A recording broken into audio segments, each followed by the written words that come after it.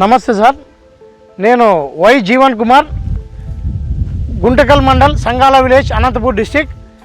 నేను గత 10 years నుంచి వ్యవసాయం చేస్తూ ఉన్నాను.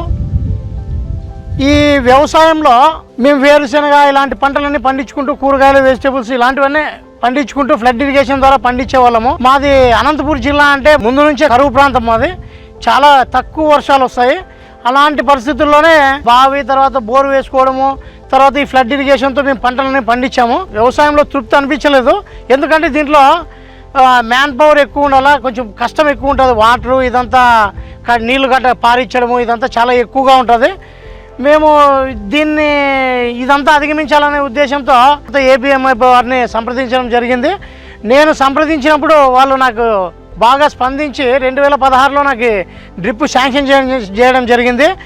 మేము 2016 నుంచి వ్యవసాయం నాకు కొంచెం ఈజీ అనిపించింది. నేను డ్రిప్ వేసుకోవడం వల్ల కొంచెం మా క్రాప్స్ కూడా బాగా ఈజీగా బెడ్ ప్రిపరేషన్ చేసుకోవడము, తర్వాత కలుపు కొంచెం తక్కువ కావడము, మల్చింగ్ షీట్ వేసుకోవడము, ఈ బావిలో నుంచి వచ్చే వాటరు మేము ఊరికే పారించేవాళ్ళము. ఇప్పుడైతే మేము డ్రిప్ ద్వారా పారిస్తున్నాము. ఆ డ్రిప్ కూడా బ్లాక్ కాకుండా మాకు దీన్ని వచ్చి శాండ్ ఫిల్టర్ అంటారు. ఈ శాండ్ ఫిల్టరు, స్క్రీన్ ఫిల్టర్, 2 ఫిల్టర్లు ఉన్నాయి వీటికి.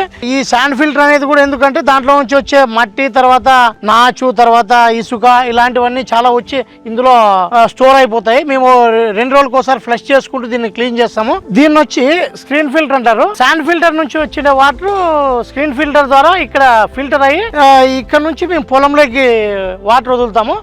తర్వాత ఫర్టిగేషన్ అవన్నీ కూడా ఇక్కడ నుంచే ఇస్తాము. ఇది యాసిడ్ ట్రీట్మెంట్ ఏది ఇవ్వాలన్నారు ఇక్కడ నుంచే మేము పంపించి క్లీన్ చేసేదానికి వీలవుతుంది ఇక్కడ నుంచి. ఇది వచ్చి 6 acres.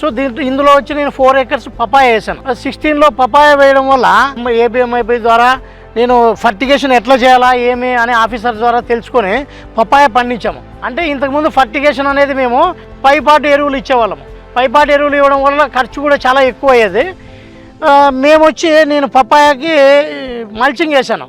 హార్టికల్చర్ డిపార్ట్మెంట్ వారు మాకు మల్చింగ్ వేసి చేయండి అని చెప్పడం వల్ల మేము మల్చింగ్ వేసాము. డ్రిప్ మల్చింగ్ వల్ల వాటర్ అవాపరేట్ కాకుండా తర్వాత కలుపు నివారణ అయింది.